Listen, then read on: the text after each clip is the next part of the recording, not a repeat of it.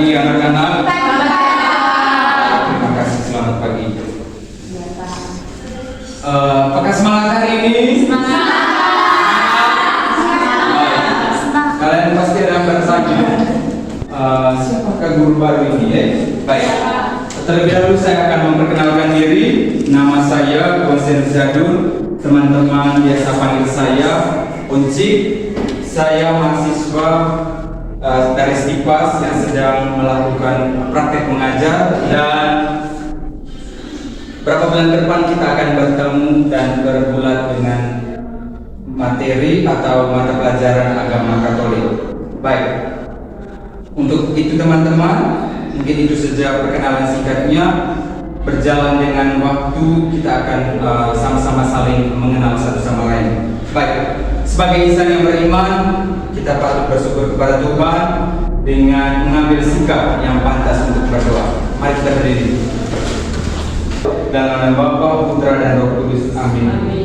Allah Bapa di dalam surga, syukur dan terima kasih kepadamu atas segala rahmat, atas segala bimbingan, sehingga pada kesempatan ini kami berkumpul di tempat ini guna untuk melakukan aktivitas kami. Ya Tuhan, sekarang kami mulai kegiatan kami pada hari ini, dan kami akan mendalami tema Yesus mewartakan kerajaan Allah. Semoga kami bisa menerapkan tema itu ya Tuhan, dan kami dapat menerapkan dalam kehidupan kami sehari-hari. Doa ini kami mohonkan dengan perantaraan Kristus Tuhan kami. Amin. Dalam Bapa, Putra, dan Roh Kudus. Amin. Baik, adik-adik, saya akan mengecek kehadirannya dulu. Ada yang tidak hadir? Hadir semua ya? Iya. Oke, kalian memang anak yang pintar, ada semua ya? Iya. Oke. Pada pertemuan yang pertama ini kita akan membahas tentang Yesus mewartakan kerajaan Allah. Tema Yesus mewartakan kerajaan Allah.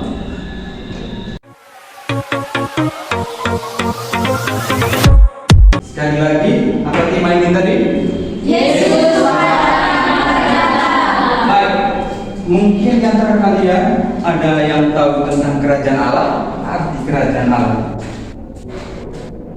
Di antara teman-teman, kerajaan Allah itu apa? Ya, silakan, saudara. Ya, saudara Giri, silakan. Menurut saya, kerajaan Allah kerajaan yang Allah sendiri yang memimpin, bukan manusia. Oke, kerajaan Allah itu kerajaan Allah yang memimpin sendiri itu, dan bukan manusia. Ada lagi? Ada Pak. Ya, silakan. Dengan saudari Onda. Onda. Silakan. Baik Pak, terima kasih. Kalau menurut saya dari kata kerajaan itu adalah istana.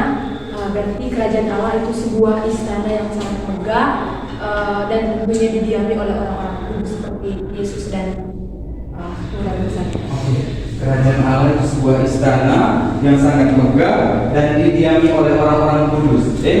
Itu menurut kakak Onda. Ada lagi? Kerajaan Allah. Ya, silakan. Kakak. Kerajaan Allah itu menurut saya itu suatu istana atau suatu megah. Allah itu adalah suatu pemimpin yang berkuasa dalam kerajaan tersebut. Oke, kerajaan Allah itu sama seperti kekaundan. Kerajaan Allah itu berupa bangunan yang megah dan orang di dalamnya itu orang yang kudus. Ada lagi? Tidak ada. Oke, baik. Kerajaan Allah itu adalah tawaran, panggilan dan tawaran Allah antara manusia, manusia yang menerimanya dengan sikap iman yang dinyatakan dalam perbuatan baik. Itu kerajaan Allah. Baik, menurut kalian tadi bahwa kerajaan Allah itu berupa bangunan yang sangat megah, tapi dalam definisi ini kerajaan Allah itu adalah tawaran dan panggilan Allah antara manusia, dan manusia harus menerimanya dengan sikap iman dan dinyatakan dalam perbuatan baik. Itu kerajaan Allah. Baik, untuk mendalami tema ini kita akan lebih mendalami lagi subtema. Subtema Yesus mewartakan. Yesus mewartakan kerajaan Allah melalui perumpamaan.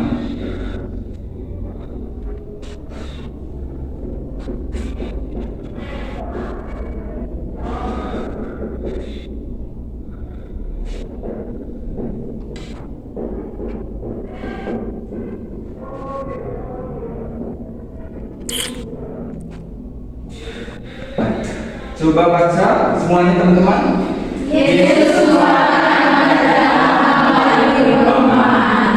Tadi di atas Yesus mewartakan kerajaan Allah. Nah, kita sudah mengerti sedikit, paham tadi apa itu kerajaan Allah. Lalu kita ke materi yang berikutnya lagi.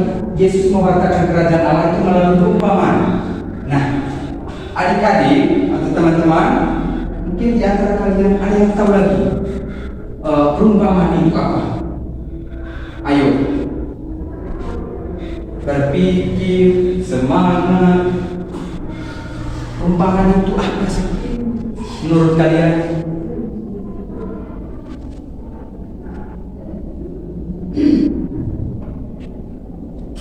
Ada yang tahu? Ya, silakan, saudari. Ya sih. Ya. Bagi kabar saya itu perumpamaan itu satu perbandingan. Iya, perumpamaan itu suatu perbandingan. Oke, terima kasih. Ada lagi perumpamaan? Ya, saudari. Perumpamaan adalah pesan yang menggunakan simbolis atau perbandingan. Oke, jadi perumpamaan adalah penyampaian pesan yang menggunakan perbandingan dan simbolis. Oke, ada lagi? Apa itu perumpamaan? Baik, teman-teman, sama seperti yang dikatakan oleh saudari Yelin tadi, bahwa perumpamaan itu penyampaian pesan, penyampaian pesan berupa simbolis, berupa gagasan, berupa perbandingan atau kiasan, kiasan, dan orang yang mendengar perumpamaan ini harus menyimpulkan dengan baik, harus menyimpulkan isi pesan itu agar perumpamaan itu bisa dipahami atau diterima dengan baik. Itu perumpamaan. Baik, teman-teman, setelah kita mendalami subtema ini, nah tujuan pembelajaran,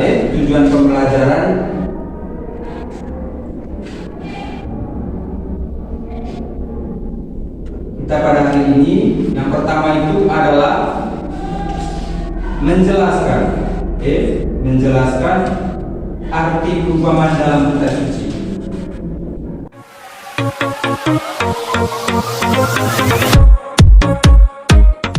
Lalu yang kedua, menyebutkan contoh-contoh. Satu, dua, menyebutkan contoh-contoh perumpamaan.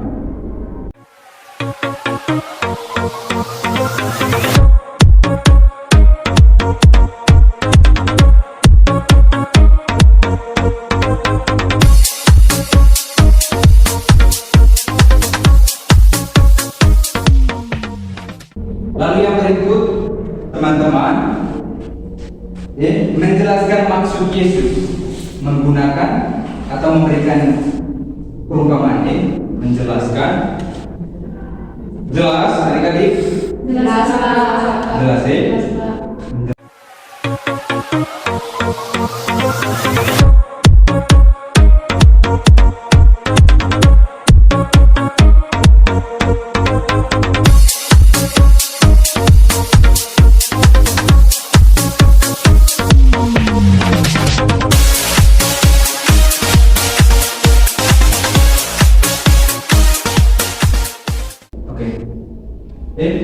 tujuan pembelajaran yang pertama tadi menjelaskan arti perumpamaan dalam kitab suci.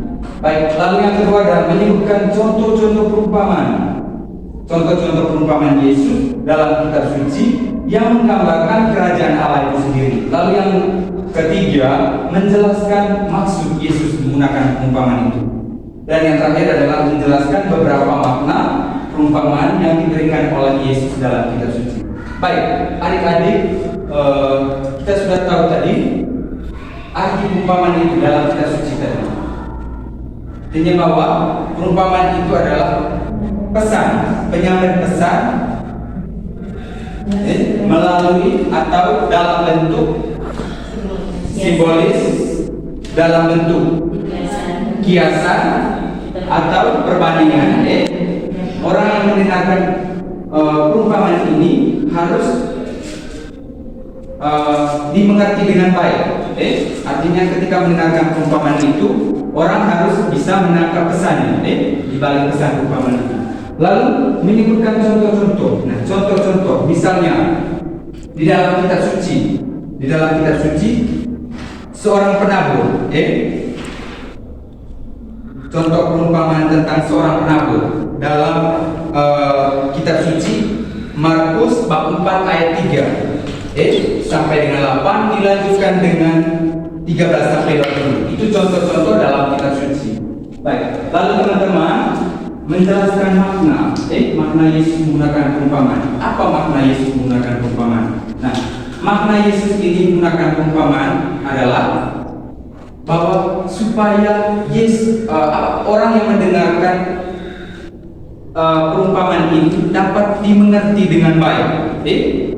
Nah, misalnya begini, Yesus mewartakan kerajaan Allah ini. Misalnya para pendengarnya itu petani.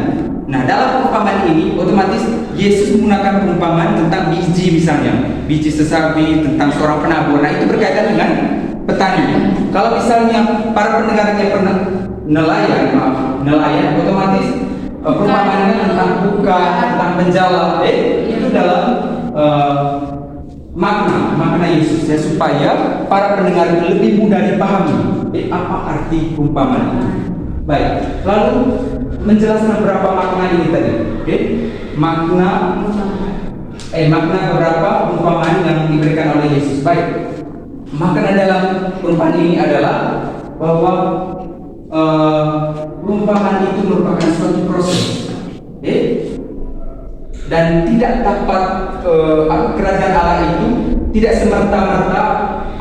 semata-mata hanya didapatkan begitu saja, tapi melalui proses, seperti dalam perumpamaan tentang benih dan tumbuh, lalu perumpamaan tentang lalang di antara gandum. Jadi perumpamaan itu adalah ada dia punya tingkatannya.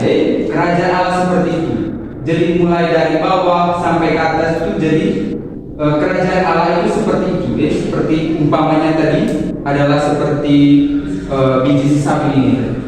Baik, adik-adik, untuk mendalami materi kita pada hari ini saya akan membagi beberapa gambar dan kalian akan mengamatinya. Nanti setelah itu kalian akan membagi kelompok.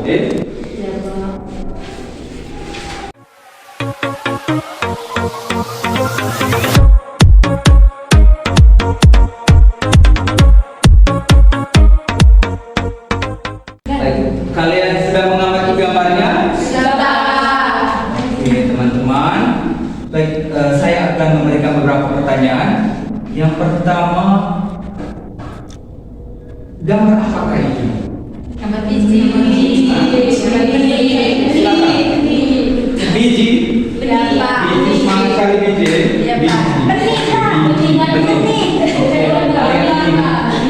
Sana? Oke. Orang sedang biji dengan orang tangan. Oke. Ada biji yang Lalu, baik teman-teman, setelah kalian mengamati gambar ini tadi, gambar apakah ini? biji yang ditabur, benih gandum. Biji. Ada lagi? Gandum. Ya. Baik. Setelah kalian mengamati gambar ini, apa yang kalian paham? Seseorang yang menanam. Satu, one by one, satu-satu. Ya. Seseorang sedang menabur benih. Seseorang sedang menabur. Ya, Kalau silakan. menabur benih itu harus ditanam. Kalau menabur benih itu harus ditanam. Ada lagi? Seseorang yang memegang biji. Seseorang yang memegang biji. Oke. Terima kasih. Bahwa gambar ini tadi adalah benih. seseorang yang sedang menabur benih. Baik. Kalau kita pahami gambar ini lebih dalam lagi bahwa seseorang yang sedang menabur benih. Jadi kalau misalnya kalian menuai atau menanam suatu, pasti ada hasilnya. Ada hasilnya. Nah, kalau misalnya dalam bahasa Manggarai berilatung boklatung, bukan berilatung boktomat, bukan. Berilatung boklaya, bukan. Berilatung boklatung. Berilatung tanam jagung ya, pasti hasil panennya juga jagung, bukan ubi. Jadi itu maksudnya ke kalian.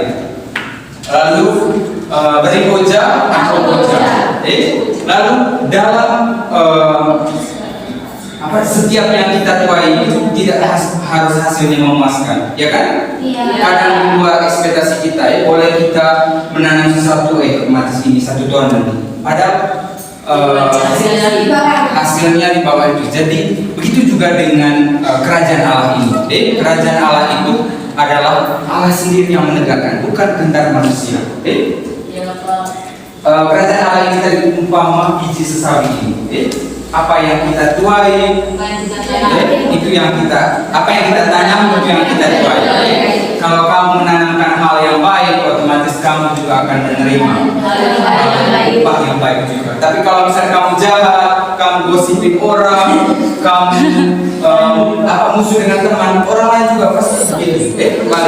Meskipun bukan orang lain, tapi orang lain yang akan menggandari kamu. Tapi kalau misalnya kamu melakukan hal yang baik, kamu akan menerimanya juga pasti lebih baik dari baik. Sekarang saya akan meminta kalian dalam 3 kelompok. 3 kelompok. Silakan. 1 sana, kakak sini. 2 habis itu kakak sini, yang lain sini. 3. Oke, silakan.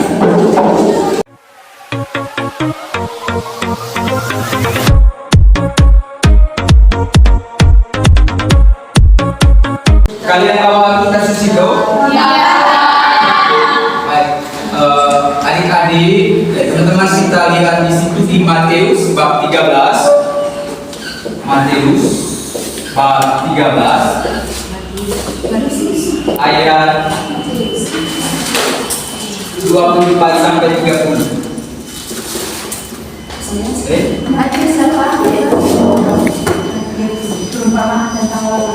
Matius bab 13 ayat 24 sampai 30. Oke. Bawa kita suci semua? Bawa ya. Anak pintar begitu, anak pintar harus bawa kita suci. Iya, Pak. Oke. Baik.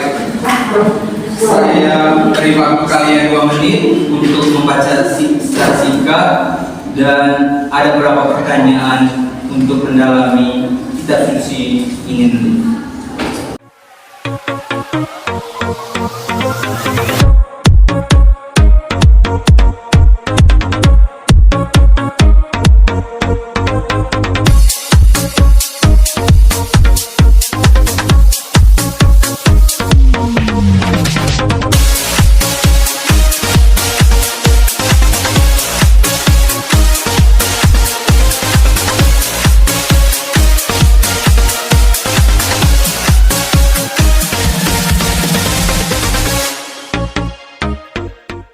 Sudah?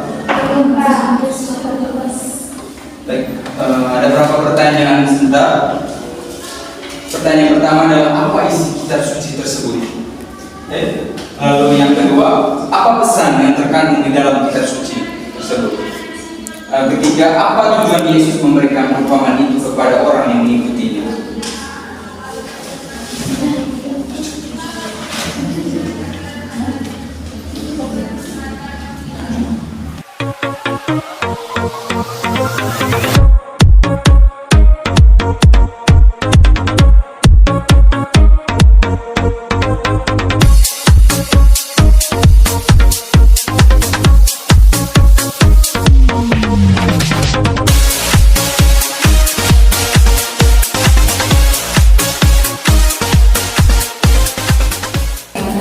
Bisa ya, harus Bisa bisa. Pak. Sudah Pak. Belum Pak. Sudah. Sudah Pak. Sudah apa belum? Sudah Pak. Kamu udah makan tadi pagi? Sudah Pak. Sudah. Makan Pak. Minum susu sudah. Sudah sudah. Nanti saya beli laukam ya. Iya Pak. Supaya kamu semangat belajar. Iya Pak. Baik. Sudah. Baik, saya minta setelah itu sebentar kelompok yang sudah nanti akan presentasi ke depan. Lalu mungkin dari kelompok ini sebentar ada yang bisa menanggapi, dari mereka punya hasil diskusinya, menerima. Jadi saya minta kalau yang sudah silakan, saya beri kesempatan.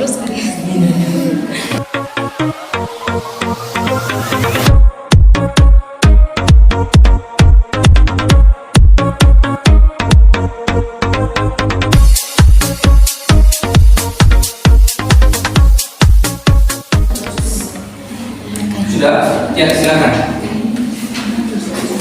Kelompok 1.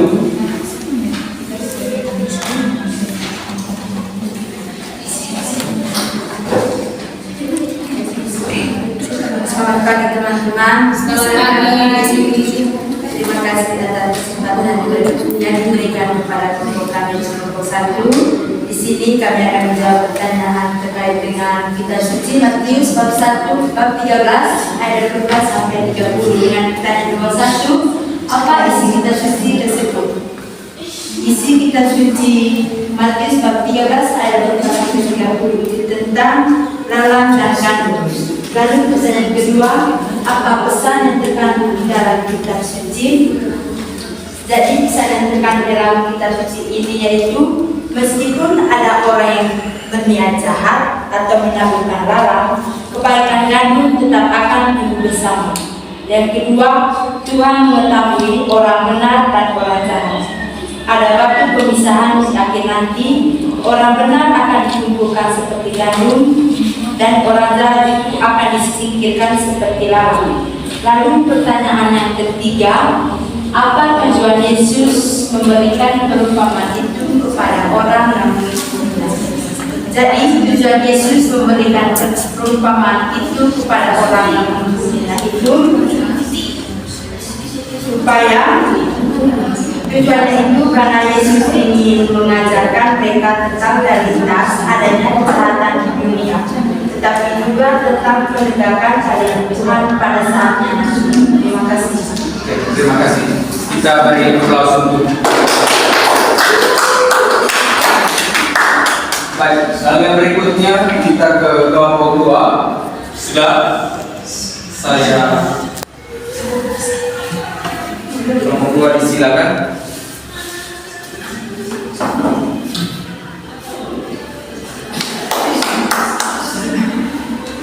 Baik, kami menentukan hasil tugas pengusahaan kami.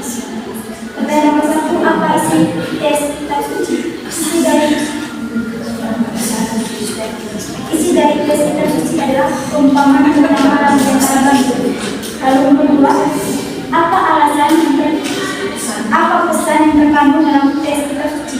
Pesan yang terkandung dalam tes kitab suci adalah di mana ketika seseorang berbuat jahat kepada kita harus balasnya dengan kebaikan, jangan membalas dengan kejahatan, tetapi kita harus berusaha terus tetap menjaga dan merawat apa yang menjadi tugas kita. Contohnya itu tadi seorang menanam benih, dia tetap berusaha meskipun benihnya sudah rusak, tetapi dia tetap jaga dan merawat itu. Lalu yang ketiga, apa tujuan Yesus memberikan perumpamaan itu kepada orang yang mengikutinya? Tujuan Yesus adalah agar orang yang mengikuti Yesus tetap setia dalam menabur benih, karena Allah mengajarkan kepada kita tentang perbuatan baik seperti yang diajarkan oleh Yesus kepada perumpamaan pada tes kitab suci tadi. Terima kasih. Oke, terima kasih. Mari kita tepuk tangan. Lalu kita beralih ke kelompok 3. Silakan. Oke, baik.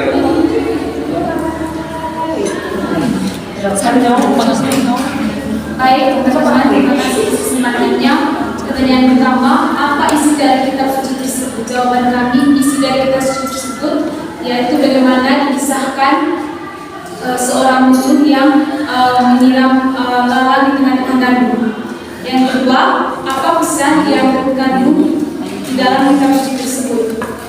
Kalau menurut kami, pesan yang terkandung yaitu di mana seorang musuh yang menyiram lalat. Baik, yang nomor 3, pertanyaannya, apa tujuan Yesus memberikan perumpamaan itu kepada orang yang mengikutinya? Dari kelompok kami, tujuan dari perumpamaan itu untuk kita semua yaitu bagaimana Allah tidak akan memisahkan orang baik dan orang jahat, di mana Allah di sini mengingat kita untuk mengikuti jalannya dan bertobat. Saja dari kami, sekian dan terima kasih. Baik, sekali lagi kita tepuk tangan. Baik, teman-teman, mohon dengar ke sini. Baik, tadi di dalam kitab suci itu tadi perumpamaan tentang lalat di antara gandum. Baik, kerajaan Allah yang diwartakan dan ditawarkan oleh Yesus itu yaitu untuk menegakkan kerajaan Allah itu bahwa kita harus dengan segera menghabisi yang jahat. Tetapi di sini Allah memberikan kesempatan kepada yang jahat untuk bertobat. Nah, sebab kerajaan Allah ini adalah